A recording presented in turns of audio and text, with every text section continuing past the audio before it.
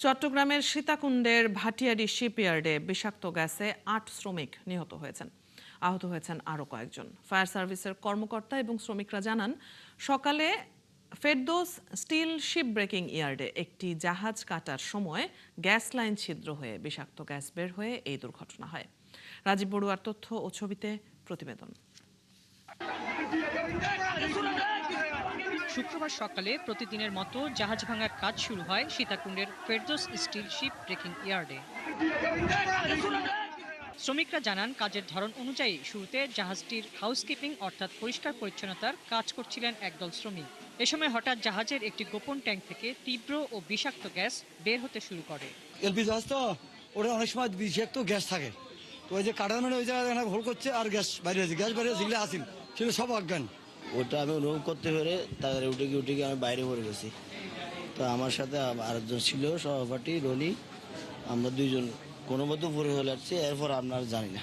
গ্যাসের তীব্রতায় মুহূর্তের মধ্যেই কয়েকজন শ্রমিক অজ্ঞান হয়ে পড়েন। শুরুতে অন্য শ্রমিক এবং ফায়ার সার্ভিসের সদস্যরা দ্রুত অসুস্থ শ্রমিকদের চট্টগ্রাম মেডিকেল কলেজ হাসপাতালে নিয়ে যান। এ সময় চিকিৎসকরা ৫ জনকে মৃত ঘোষণা করেন। পরে মারা যান আরও ২ জন। এটা তো আসলে মাস ক্যাজুয়ালিটির একটা সম্ভাবনা আছে, আমরা কোনো প্রপার নিউজ পাই নাই। তবে এখনো পর্যন্ত ৫ জন ব্রড ডেড আসছে। আমরা কোনো সাইন অফ লাইফ আছে কিনা দেখেছি, যে কোনো সাইন অফ লাইফ নাই, সেজন্য আমরা এগুলোকে ব্রড ডেড ডিক্লেয়ার করছি আর কি। নিহত শ্রমিকদের পরিবারের সদস্যরা জানান, জাহাজ কাটার সময় শ্রমিকরা যথাযথ সুরক্ষা নেয়নি। শিপের ভিতরে এরকম আছে না, রুম আছে না, তো এখানে টাঙ্কি একটু হোল করে দেওয়ার সাথে সাথে পুরো গ্যাস বাইর হয়ে যা ছিল এই রুমে সবই মারা গেছে। আমার 2টা সম্বন্ধে আছিল ওইখানে, ওই যে ওগুলোর কথা শুনে আমি দূরে আসছি, এখানে শুনছি ওইখানে গ্যাস লিকেজ হয়ে ওরাই মারা গেছে। এখান থেকে কলসির সাথে দুর্ঘটনা হয়ে গেছে, বিস্ফোরণে চকবাজার মেডিকেলে নিয়ে গেছে। আমরা তাড়াহুড়ো করছি, এখানে আসছি বলছে মারা গেছে। একটা মনসুর, একটা নাসির। এদিকে কলকারখানা ও প্রতিষ্ঠান পরিদর্শন অধিদপ্তরের প্রতিনিধি জানান, ইয়ার্ডটিতে কাজ করার আগে শ্রমিকরা যথাযথ সুরক্ষা ব্যবস্থা নিয়েছিল কিনা তদন্ত করে দেখা দরকার। হাসিবা আলী বর্ণা, ৭১। দেশের বিদ্যুৎ সংকট ভয়াবহ আকার ধারণ করেছে। তীব্র লোডশেডিংয়ে অতিষ্ঠ সাধারণ মানুষ। বিশেষ করে গ্রামাঞ্চলের অনেক এলাকায় ঘন্টার পর ঘন্টা বিদ্যুৎ না থাকায় দুর্ভোগ বেড়েছে কয়েক গুণ। পালা করে বিদ্যুৎ সরবরাহ বন্ধ রাখা হচ্ছে ঢাকায়ও। বিদ্যুৎ সংকটে একরকম মুখ থুবড়ে পড়েছে দেশের ছোট বড় শিল্প কারখানার উৎপাদন। দীর্ঘ সময় বিদ্যুৎ না থাকায় ব্যাহত হচ্ছে কারখানার কার্যক্রম, তৈরি হচ্ছে উৎপাদন ও কর্মসংস্থান নিয়ে অনিশ্চয়তা। বিদ্যুৎ সংকটের প্রভাব পড়েছে কৃষিতেও। সেচ কাজ ব্যাহত হওয়ায় উদ্বেগ বাড়ছে কৃষকদের মধ্যে। একই সঙ্গে গ্যাস ও বিদ্যুৎ সংকটে বাড়ছে শিল্প খাতের চাপ। পরিস্থিতি সামাল দিতে বিদ্যুৎ সাশ্রয়ে বুধবার থেকে শপিং মল, মার্কেট ও দোকানপাট রাত ৮টার মধ্যে বন্ধ করতে বলা হয়েছে। সন্ধ্যা ৭টার মধ্যে বন্ধ করতে হবে আলোকিত বিলবোর্ড, সীমিত করতে হবে আলোকসজ্জাও। তবে সরকারের এই সিদ্ধান্ত নিয়ে উদ্বেগে ব্যবসায়ীরা। তাদের আশঙ্কা, নির্ধারিত সময়ের আগেই দোকানপাট বন্ধ করতে হলে বাড়বে আর্থিক ক্ষতি। এদিকে বৃহস্পতিবার রাজধানীতে এক অনুষ্ঠানে গ্যাস ও বিদ্যুৎ সংকট কবে নাগাদ পুরোপুরি দূর হবে এ বিষয়ে কোনো আশার কথা শোনাতে পারেননি জ্বালানি মন্ত্রী ইকবাল হাসান মাহমুদ। লোডশেডিংয়ে বিপর্যস্ত গোটা দেশ। বিদ্যুৎ সরবরাহের সবচেয়ে নেতিবাচক প্রভাব পড়েছে শিল্পাঞ্চলে। লোডশেডিং এরকম চললে বহু কারখানা বন্ধ হয়ে যাওয়ার শঙ্কা করছেন মালিকরা। এদিকে লোডশেডিংয়ের প্রভাব পড়েছে গ্রামাঞ্চলে। ২৪ ঘন্টায় সর্বোচ্চ ৩ থেকে ৪ ঘন্টা বিদ্যুৎ পাচ্ছেন গ্রামের মানুষ। সহকর্মীদের তথ্য ও ছবিতে প্রতিবেদন। মানিকগঞ্জে ঘন ঘন লোডশেডিংয়ের কারণে সবচেয়ে বিপাকে পড়েছেন ক্ষুদ্র ও মাঝারি শিল্পের উদ্যোক্তারা। ঘন্টার পর ঘন্টা বসে থাকছেন শ্রমিকরা। উদ্যোক্তারা জানান, দিনে ১ ঘন্টা বিদ্যুৎ থাকলেও পরের ২ ঘন্টা থাকে না। এখন বসায় তো রাখলে তো সেটা আমার কারখানা কোনোভাবেও চালানো সম্ভব না। বিদ্যুতের যে অবস্থা, আমরা তো এই বিদ্যুতের কারণে ঠিকমতো প্রোডাকশন দিতে পারতেছি না। এদিকে বিদ্যুতের কর্মকর্তারা বলছেন, চাহিদা অনুযায়ী বিদ্যুৎ পাওয়া যাচ্ছে না। সমসাময়িক অবস্থা বিবেচনা করে আমাদের যে নির্ধারিত শিডিউল আছে সেই শিডিউল মেনটেন করে আমরা লোডটাকে বিভাজন করি। আর আমরা খেয়াল করি যাতে সব এলাকাতে এই বিভাজনটা সর্বোচ্চ সহনশীল পর্যায়ে থাকে। ময়মনসিংহে প্রচণ্ড গরমের মধ্যে ঘন ঘন লোডশেডিংয়ে জনজীবন বিপর্যস্ত। জ্বালানি তেলের সংকটে বিদ্যুৎ উৎপাদন ব্যাহত হওয়ায় লোডশেড করতে হচ্ছে বলে জানান বিদ্যুৎ বিভাগের কর্মকর্তারা। নারায়ণগঞ্জে বিদ্যুৎ সংকট রয়েছে বাসাবাড়িতে, ব্যাহত হচ্ছে ব্যবসা বাণিজ্য এবং শিল্প কারখানার উৎপাদন। মালিকদের দাবি উৎপাদন কমে যাচ্ছে, বহু কারখানা কর্তৃপক্ষ সময় মতো বিদেশে পণ্য সরবরাহ করতে পারবেন না। বিদ্যুৎ তো মনে করেন আপনার 1 ঘন্টা থাকলে 3 ঘন্টা থাকে না, এমন কোনো রাত্রেও ঠিকমতো কোনো মানুষ ঘরে ঘুমাতে পারে না। 6 মাসের বাচ্চা 1 বছরের বাচ্চা নিয়ে ঘরে থাকি, যখন বিদ্যুৎ জায়গা 1 ঘন্টা পর বিদ্যুৎ আসে, আবার 1 ঘন্টা 1.5 ঘন্টা পর আবার যায়, আবার 1 ঘন্টা পর আসে। লোডশেডিং পরিস্থিতিতে বিপর্যস্ত নেত্রকোনার গ্রামাঞ্চল। 24 ঘন্টায় সর্বোচ্চ 3 থেকে 4 ঘন্টা বিদ্যুৎ সরবরাহ পাচ্ছেন গ্রামের মানুষ। এতে অসুস্থ হয়ে পড়ছে শিশু ও বৃদ্ধরা, ব্যাহত হচ্ছে শিক্ষার্থীদের পড়াশোনা। বিদ্যুৎ নির্ভর পানির পাম্প চালাতে না পারায় দেখা যাচ্ছে সেচ সংকট। দিনের মধ্যে 2-3 ঘন্টাই থাকে, সারাদিন আমাদের সব মিলে 4-5 ঘন্টা কারেন্ট থাকে। বিদ্যুতের কারণে উৎপাদন বন্ধ হয়ে গেছে শিল্পাঞ্চল রূপগঞ্জের বহু কারখানায়। উপজেলার বেশিরভাগ এলাকায় দিন ও রাতে সমান তালে 6 থেকে 7 ঘন্টা লোডশেডিং হচ্ছে। শান্তা ইসলাম, 71।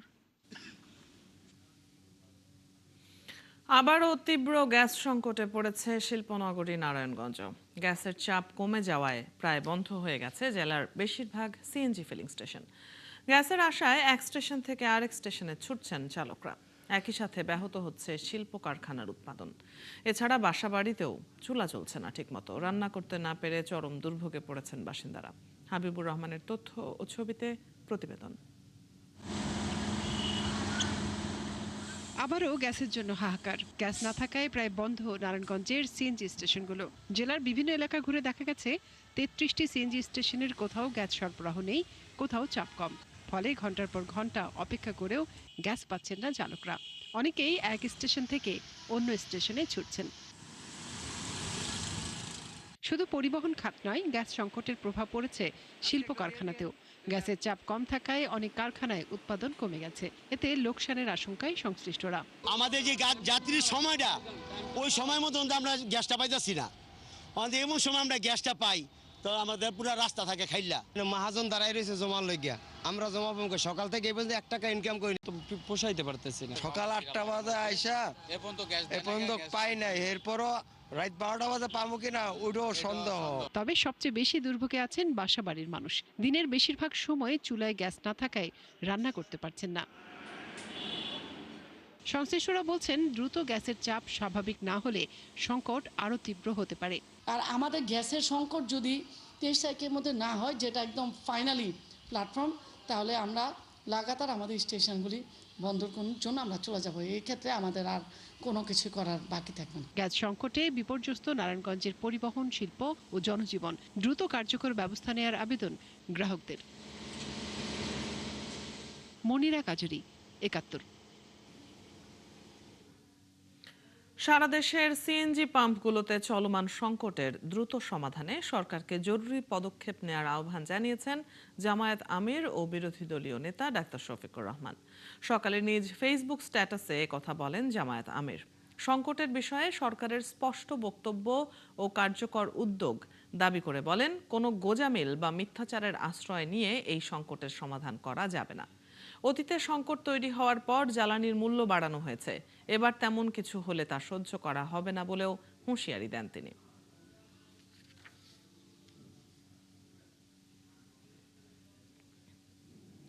যুব সমাজকে দক্ষ যুবশক্তি গড়ে তুলতে এরই মধ্যে বিভিন্ন উদ্যোগ নেওয়া হয়েছে বলে জানিয়েছেন যুব ও ক্রীড়া প্রতিমন্ত্রী আমিনুল হক। শুক্রবার এফডিসিতে ডিবেট ফর ডেমোক্রেসি আয়োজিত বিতর্ক প্রতিযোগিতায় তিনি এসব কথা বলেন। এ সময় ডিবেট ফর ডেমোক্রেসির চেয়ারম্যান হাসান আহমেদ চৌধুরী কিরণ বলেন, সরকার ঘোষিত 1 কোটি মানুষের কর্মসংস্থানের প্রতিশ্রুতি বাস্তবায়ন করা গেলে দেশে বেকারের সংখ্যা কমে আসবে। মামুন হোসেনের রিপোর্ট। আন্তর্জাতিক যুব দিবস 2026 উদযাপন উপলক্ষে ডিবেট ফর ডেমোক্রেসির এবারের ছায়া সংসদ। বিতর্কের বিষয়, দক্ষ যুবশক্তি গড়ে তুলতে সরকারের চেয়ে বেসরকারি খাতের সম্পৃক্ততা বেশি গুরুত্বপূর্ণ। 95% কর্মসংস্থান সৃষ্টি করছে বেসরকারি খাত। শুক্রবার এফডিসিতে আয়োজিত এই প্রতিযোগিতায় সরকারি দল হিসাবে শেরেবাংলা কৃষি বিশ্ববিদ্যালয় এবং বিরোধী দল হিসাবে ইস্টার্ন ইউনিভার্সিটির বিতার্কিকরা অংশ নেন। এই জায়ান্ট খাতগুলো তখনই উন্মুখ হয়েছে যখন আমার বেসরকারি খাতগুলো আস্থা অর্জন করেছে। সবথেকে বেশি সাফার করেছে ওই বেসরকারি প্রতিষ্ঠানের কর্মীরা এবং তাদের সাথে যারা সম্পৃক্ত ছিল তারা। মাননীয় স্পিকার, একটা ফ্যান নষ্ট হলো বা একটা ফ্রিজ নষ্ট হলো, আপনি ভালো কোনো টেকনিশিয়ান পাবেন না। কিভাবে পাবেন? চাহিদার সাথে আপনার তো দক্ষতার মিল নেই। অনুষ্ঠানে ডিবেট ফর ডেমোক্রেসির চেয়ারম্যান হাসান আহমেদ চৌধুরী কিরণ বলেন, সরকারের দেওয়া 1 কোটি মানুষের কর্মসংস্থানের প্রতিশ্রুতি বাস্তবায়ন করা গেলে দেশে বেকারের সংখ্যা কমে আসবে। আমি সরকারের আমলে যে 17 বছরের যে এই যে দুর্নীতির কথা বলা হচ্ছে, সেটি তরুণদের যুবকদের প্রশিক্ষণের নামেও কিন্তু বড় বড় দুর্নীতি হয়েছে। মেগা প্রজেক্টের দুর্নীতির ভিড়ে কিন্তু এই যে বিভিন্ন প্রজেক্ট করতে গিয়ে আমাদের প্রযুক্তিগত প্রজেক্ট করতে গিয়ে দুর্নীতি হয়েছে, সেগুলি ধামাচাপা পড়ে গেছে। এ সময় প্রধান অতিথির বক্তব্যে যুব ও ক্রীড়া প্রতিমন্ত্রী আমিনুল হক বলেন, দক্ষ যুবশক্তি গড়ে তুলতে এরই মধ্যে কাজ শুরু করেছে সরকার। বর্তমান সরকার দায়িত্ব নেওয়ার পরেই আমরা চেষ্টা করছি যুব সমাজকে কিভাবে আমরা প্রত্যেকটি সেক্টরে ইনভলভ করতে পারি। বিরোধী দলের প্রতি আহ্বান জানিয়ে তিনি বলেন, প্রতিহিংসার রাজনীতি নয়, সুষ্ঠু ও সুন্দর রাজনৈতিক পরিবেশের মাধ্যমেই দক্ষ জনশক্তি গড়ে তোলার দায়িত্ব সবার। আমরা ভবিষ্যতে কোনো প্রতিহিংসা রাজনীতি না, আমরা একটি সুষ্ঠু, স্বচ্ছ, পরিচ্ছন্ন রাজনৈতিক পরিবেশ তৈরি করে আমাদের এই দক্ষ যুব যারা রয়েছেন, যুব নারী যারা রয়েছেন, তাদেরকে সকলকে সম্পৃক্ত করে যাতে আমরা একটি সমৃদ্ধশালী বাংলাদেশ, একটি মানবিক বাংলাদেশ গড়ে তুলতে পারি। তুমুল যুক্তিতর্কের মধ্য দিয়ে শেষ হয় প্রতিযোগিতা। এতে বিজয়ী হয় সরকারি দল শেরেবাংলা কৃষি বিশ্ববিদ্যালয়। মামুন হুসাইন, 71, ঢাকা। রাষ্ট্রপতি নির্বাচিত হয়ে শপথ নেয়ার পরই দলীয় ও মন্ত্রণালয়ের পদ ছাড়বেন মির্জা ফখরুল ইসলাম আলমগীর, জানিয়েছেন সমাজ কল্যাণ মন্ত্রী ডাক্তার AZM জাহিদ হোসেন। দুপুরে বেস্ট অব বেস্ট জাতীয় বক্সিং চ্যাম্পিয়নশিপ এক অনুষ্ঠানে কথা বলার সময় সমাজ কল্যাণ মন্ত্রী ডাক্তার জাহিদ আরও বলেন, মন্ত্রণালয়ের রদবদল হয়েছে তা গুজব। প্রধানমন্ত্রী চাইলেই মন্ত্রী পরিষদ পরিবর্তন করবেন। সরকারের নির্বাচনী প্রতিশ্রুতি বাস্তবায়নে কাজ করছে সরকার, জানান সমাজ কল্যাণ মন্ত্রী। বাংলাদেশের সংবিধান অনুযায়ী যিনি প্রার্থী হবেন উনি প্রার্থিতা জমা দিবেন, প্রার্থী হিসাবে নির্বাচিত হবেন, অর্থাৎ ইলেকশন কমিশন বলবে ওনার প্রার্থিতা সঠিক, তারপরে ভোট হবে, ভোটের পরে একজন নির্বাচিত হবেন। ও শপথ নেওয়ার আগ পর্যন্ত কোনো পদত্যাগ করতে হয় না। কাজেই আমাদের দলের মহাসচিব মির্জা ফখরুল ইসলাম আলমগীর এখনও মহাসচিব, উনি এখনও মন্ত্রী, এখনও স্থায়ী কমিটির মেম্বার এবং উনি আমাদের মহাসচিবের দায়িত্ব পালন করছেন। স্কুলগুলো যেন আরও ভালোভাবে স্কাউটিং পরিচালনা করতে পারে, সেজন্য সরকার প্রয়োজনীয় ব্যবস্থা নেবে। শুক্রবার রাজধানীর ভিকারুন্নেসা নূন স্কুল ও কলেজে আয়োজিত ক্লাব হলিডের উদ্বোধনী অনুষ্ঠানে এ কথা বলেন প্রাথমিক ও গণশিক্ষা প্রতিমন্ত্রী ববি হাজ্জাজ। এ সময় তিনি শিক্ষার্থীদের পড়াশোনার পাশাপাশি সহ শিক্ষা কার্যক্রমে যুক্ত করে দক্ষ ও দায়িত্বশীল নাগরিক হিসেবে গড়ে তোলার ওপর জোর দেন। এ সময় ভিকারুন্নেসা নূন স্কুল ও কলেজের অধ্যাপক মাজেদা বেগম বলেন, শিক্ষার্থীদের মেধা ও মনন বিকাশের পাশাপাশি নেতৃত্ব, শৃঙ্খলা ও মানবিক মূল্যবোধ তৈরিতে স্কাউটিং গুরুত্বপূর্ণ ভূমিকা রাখছে।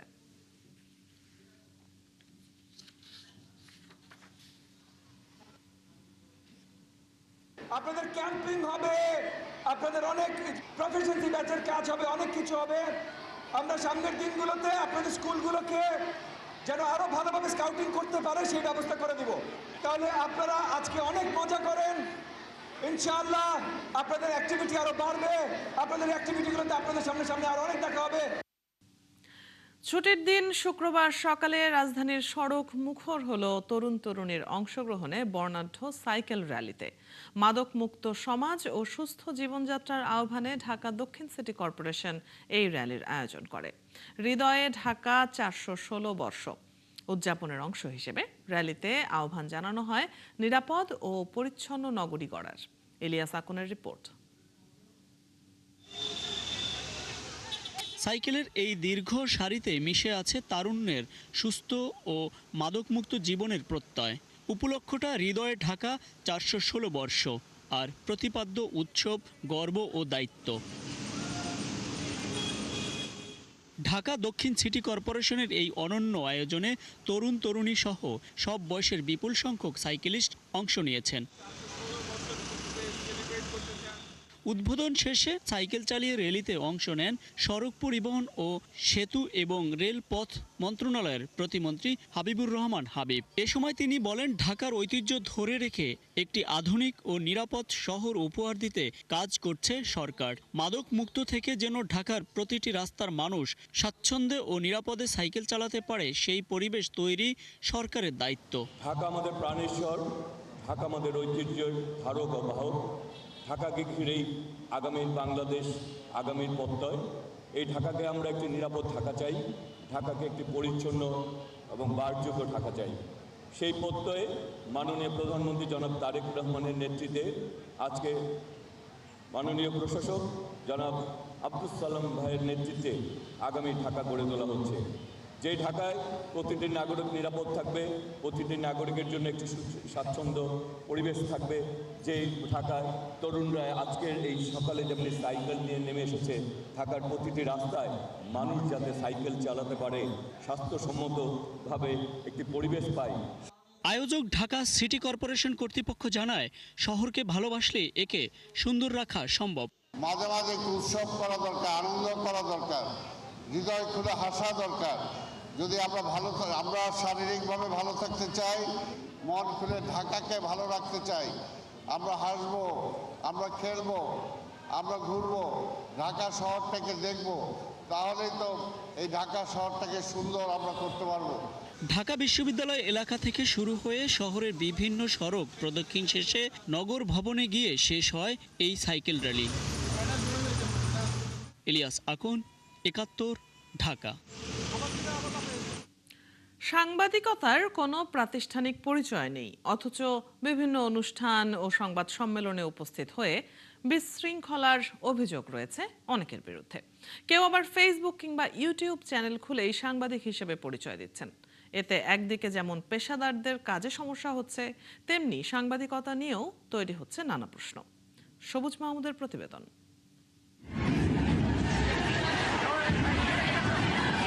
গত 10 August Viqarunnisa Noon school and কলেজে এসএসসি পরীক্ষার ফল প্রকাশের খবর সংগ্রহের সময় সংঘর্ষে জড়ান দ্য বিজনেস স্ট্যান্ডার্ডের ক্যামেরা পার্সন সাইদুল ইসলাম এবং সাংবাদিক পরিচয় দেওয়া তোফায়েল আহমেদ।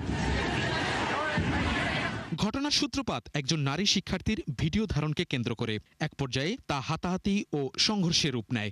ভিউ বাণিজ্য করার জন্য এখানে গেছে যে কোন একটা ইস্যু ধরে কিছু একটা করবে, যেটাতে ওরা হচ্ছে যে মিলিয়ন ভিউ, এরকম একটা টেন্ডেন্সি নিয়ে ওরা ঘুরতেছিল। পরে যখন দেখলামই যে ওই মেয়েটাকে ধরে ওরা হচ্ছে একদম ঘিরে ধরছে মৌমাছির মতো, তখন আমি এই কথাটা বলবো। আমাকে বলতে, আপনি কে, আপনি কথা বলতেছেন কেন, আমরা কি করবো না করবো এটা আমাদের ব্যাপার, আপনি কথা বলার কে এখানে। তোফায়েল আহমেদ বর্তমানে কোনো গণমাধ্যম প্রতিষ্ঠানে নিয়োগপ্রাপ্ত নন, তবে সাংবাদিক পরিচয়ে বিভিন্ন অনুষ্ঠান ও কর্মসূচিতে গিয়ে বিশৃঙ্খলা করার অভিযোগ রয়েছে তার বিরুদ্ধে।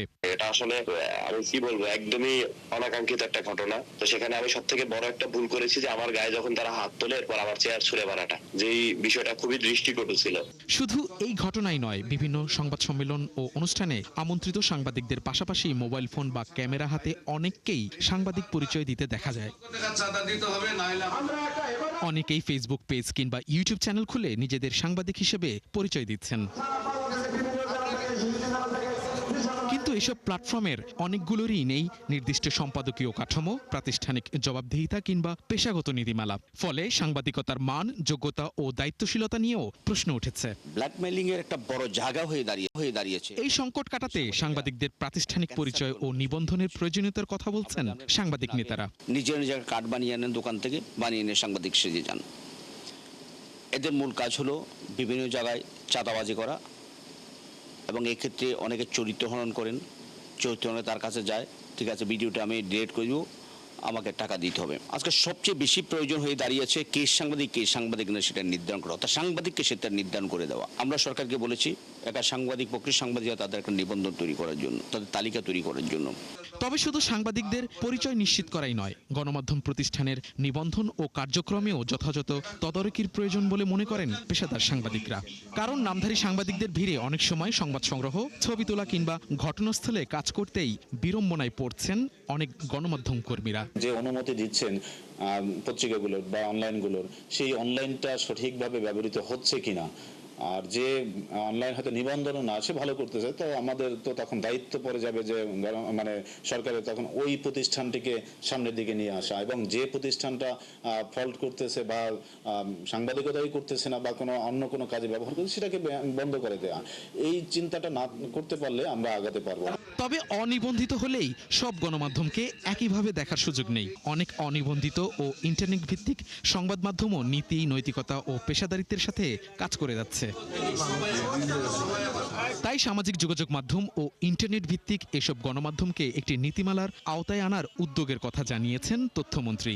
এখনো জবাবদিহিতায় আনার মতো কোনো প্রযুক্তিগত কোনো অবস্থান আমরা এখনো নিতে পারিনি। এই সমস্যাটা শুধু আমাদের না, সমস্যাটা এই মুহূর্তে সারা পৃথিবীব্যাপী এই সমস্যাটা চলছে। এই ধরনের প্ল্যাটফর্মের মূল নিয়ন্ত্রণ করতে হচ্ছে টেক জায়ান্ট। ভাসমান মিডিয়াকে কিভাবে মোকাবেলা করা যায়, কমব্যাট করা যায়, সেটার জন্য আমরা টেক জায়ান্টের সঙ্গে কথা বলা সহ অন্যান্য স্টেকহোল্ডারদের সঙ্গে মত বিনিময় করব। বারবার আলোচনা হলেও গণমাধ্যমে সংস্কারের ছোঁয়া লাগেনি এখনো। সবুজ মাহমুদ, ৭১, ঢাকা। সবজির দাম কিছুটা কমলেও স্বস্তি ফেরেনি চট্টগ্রামের বাজারে। এখনও বেশিরভাগ সবজি বিক্রি হচ্ছে ৮০ থেকে ১০০ টাকা কেজিতে। এর সঙ্গে বাড়তি মুরগি, ডিম, মাছ ও মাংসের দামও। বিক্রেতারা বলছেন সরবরাহ ঘাটতি ও পরিবহন খরচ বেড়ে যাওয়ায় পণ্যের দাম বেশি। তবে ক্রেতাদের অভিযোগ পর্যাপ্ত বাজার মনিটরিং না থাকায় নিয়ন্ত্রণে আসছে না নিত্যপণ্যের দাম। জহিরুল ইসলামের ক্যামেরায় আরও জানাচ্ছেন রাজীব বড়ুয়া। গত সপ্তাহের তুলনায় সবজির দাম কিছুটা কমেছে চট্টগ্রামের বাজারে, তবে তা এখনো সাধারণ ক্রেতার নাগালের বাইরে। বেশিরভাগ সবজি বিক্রি হচ্ছে ৮০ থেকে ১০০ টাকা কেজি দরে। বেগুন ও কাঁকরোলের কেজি ১০০ টাকা, বরবটি ১০০, ঝিঙ্গা ৮০ এবং টমেটো বিক্রি হচ্ছে ১২০ টাকা কেজিতে। তবে কিছুটা স্বস্তি দিচ্ছে আলু, কেজি প্রতি ৩০ টাকা দরে বিক্রি হচ্ছে এই পণ্য। সবজি আসতেছে বিভিন্ন জায়গা থেকে, দামও আস্তে আস্তে কমার দিকে। যেহেতু সরবরাহ বাড়ছে, সবজির দাম কমে যাবে। আগামী সপ্তাহে দেখবেন যে আরো সবজির দাম কমে যাবে। সবজির পাশাপাশি বাড়তি রয়েছে মুরগির দাম। ব্রয়লার মুরগি ১৯০ থেকে ২০০ টাকা, সোনালী ৩৫০ এবং দেশি মুরগি বিক্রি হচ্ছে ৬৫০ থেকে ৬৭০ টাকা কেজি দরে। এছাড়া ডজন প্রতি আরও 10 টাকা বেড়ে ডিম বিক্রি হচ্ছে ১৫০ টাকায়। আর গরুর মাংসের দামও ৮৫০ থেকে ১০০০ টাকা কেজি। গত সপ্তাহ ছিল ৪০ টাকা, এই সপ্তাহ হচ্ছে ১৫০ টাকা বিক্রি করতেছি, মানে দামে বেড়েছে। সোনালী বা কামার মধ্যে অ্যাভেলেবেল, কিন্তু মার্কেটে নেই, কারণ গাড়ি নেই, গ্যাসের জন্য মাল আনতে পারছে না। পরিবহন খরচ বেড়ে যাওয়ার কারণে রেটটা আপনার বাড়তি, না হলে রেটটা আরও কমে আসবে, ম্যাক্সিমাম করে ৫০ টাকা করে কমে আসতো। এদিকে পেঁয়াজ ৫০ থেকে ৬০ টাকা, আদা ১৪০ ও রসুন ১৫০ টাকা কেজি দরে বিক্রি হচ্ছে বাজারে। বাড়তি রয়েছে পোলাউট চালের দামও। এছাড়া বৈরী আবহাওয়া ও সরবরাহ কমে যাওয়ার অজুহাতে সামুদ্রিক ও মিঠা পানির প্রায় সব ধরনের মাছই বিক্রি হচ্ছে বাড়তি দামে। এখন মাছ অ্যাভেলেবেল হওয়ার কথা, কিন্তু ওই পরিমাণ মাছ নাই, আপনার তার জন্য আপনার মাছের দামটাও বাড়তি। বাজেট অনেকগুলোই আপনার বন্যার কারণে বেশি গেছে, তার জন্য অনেকগুলো ক্ষতিগ্রস্ত, মাছ পাওয়া যাচ্ছে না। সিস্টেমেটিক একটা ওয়ে আছে না, আমার মনে হচ্ছে ওটা নেই। এই জিনিস এই জায়গায় এই দাম এক ধরনের, আবার দেখা যাচ্ছে একটু হেঁটে গেলে দাম আরেক ধরনের। বাজারে স্বস্তি ফেরাতে মনিটরিং জোরদার করে সরবরাহ ও দামের উপর কার্যকর নিয়ন্ত্রণ আনার দাবি ক্রেতাদের। রাজীব বড়ুয়া, ৭১, চট্টগ্রাম। চলছে সংবাদ সংযোগ। সরাসরি সংবাদ অনুষ্ঠান দেখতে চোখ রাখুন ৭১-এর ফেসবুক পেজে এবং সাবস্ক্রাইব করুন ৭১-এর ইউটিউব চ্যানেল। থাকুন ৭১-এর সাথে।